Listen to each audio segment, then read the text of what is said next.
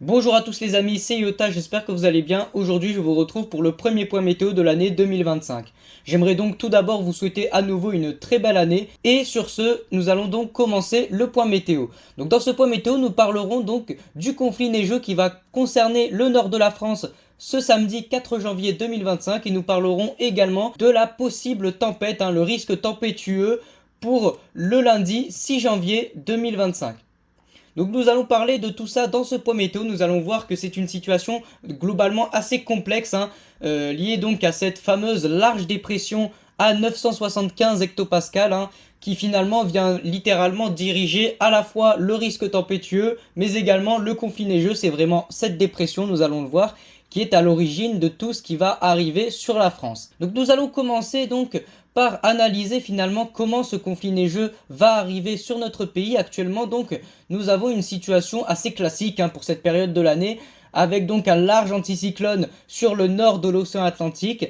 Nous avons un flux de nord-ouest qui s'installe, qui commence à s'instaurer petit à petit sur le Royaume-Uni, sur les îles britanniques et l'Europe de l'Ouest.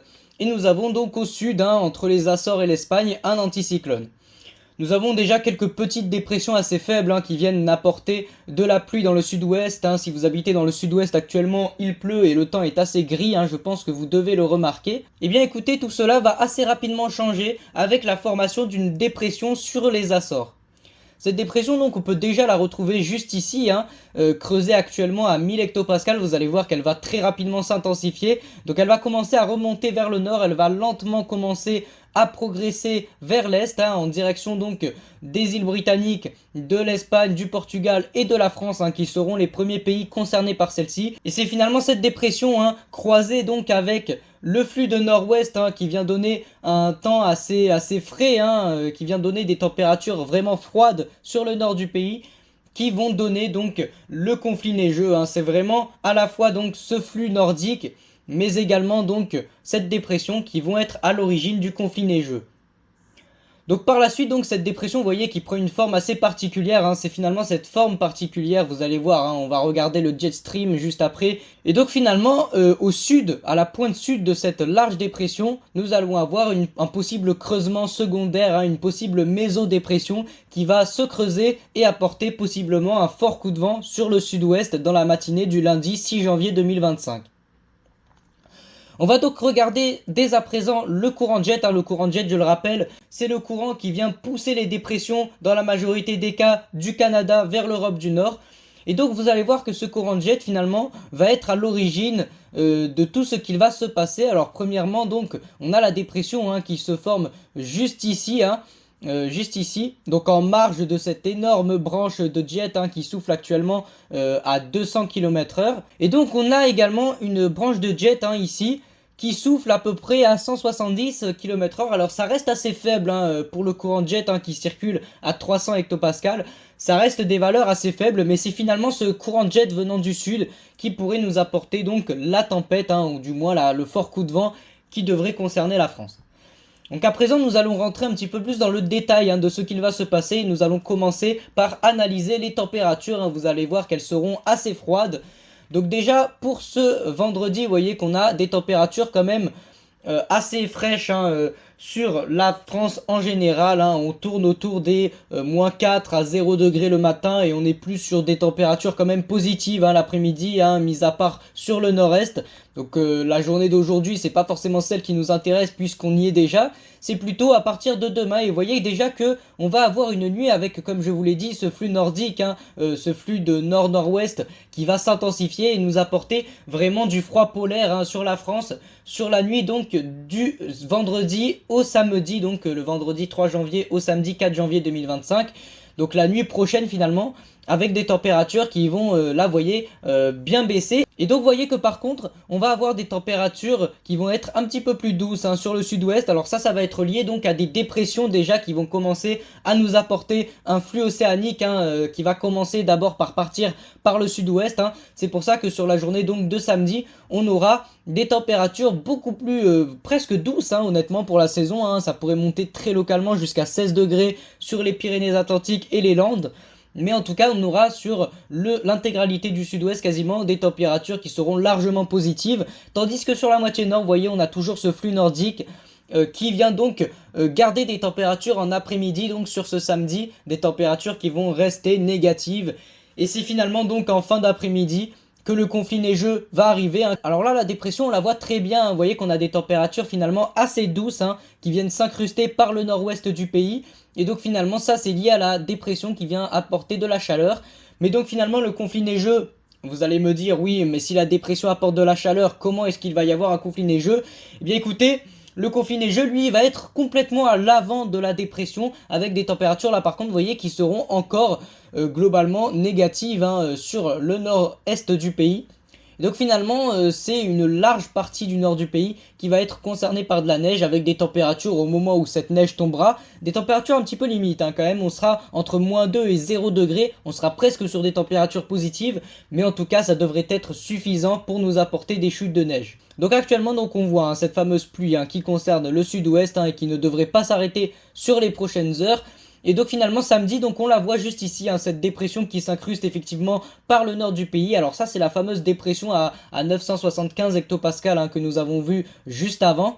Et donc vous voyez que ces chutes de neige commencent tout d'abord par la Normandie. Hein. Alors cette neige elle devrait tenir au sol pour la simple et bonne raison que avant elle il n'y aura pas eu de précipitations. Néanmoins, alors majoritairement on sera sur de la vraie neige hein, vraiment. Mais on pourrait également avoir de la neige fondue, hein, donc une neige qui fond assez rapidement en arrivant sur le sol. Ça risque de varier entre ces deux types de chutes de neige, donc de la neige fondue, parce que comme vous l'avez vu, les températures seront vraiment très limites. Hein. Là par contre, où la neige devrait tomber plus durement, ce sera vraiment sur le nord-est, hein, donc le Grand Est, finalement le Grand Est, hein, et également les Hauts-de-France, où là par contre la neige devrait tomber plus durement, hein. On devrait avoir vraiment de véritables chutes de neige qui devraient tenir au sol, même si après, alors bon, ça risque pas non plus de tenir des heures et des heures, puisque on va avoir après de fortes précipitations, et surtout on va avoir les températures qui vont tout de suite passer au-dessus du 0 degré, hein, des températures qui vont augmenter assez rapidement après le passage donc de ce conflit neigeux. Donc vous voyez qu'on a vraiment ce conflit neigeux, hein, vous voyez là, alors là c'est parfait, hein, on peut pas mieux faire hein, en termes de présentation. Le conflit neigeux vraiment qui part de la Normandie, qui vient passer donc sur la région parisienne, qui après s'étend vraiment à l'intégralité finalement du nord-est de la France. Donc c'est une partie quand même du territoire plus petite hein, qui est concernée par ce conflit neigeux. À la base c'était quand même vraiment l'intégralité de la moitié nord. Hein. Lors de mes dernières prévisions qui étaient quand même il y a 2-3 jours je crois, c'était vraiment une large partie du pays qui devrait être concernée. Alors ça reste quand même une bonne partie du pays, hein. On parle quasiment de l'intégralité du nord-est hein, qui va se retrouver sous la neige. Hein, et une neige qui risque quand même de tomber assez durement hein, sur certaines régions.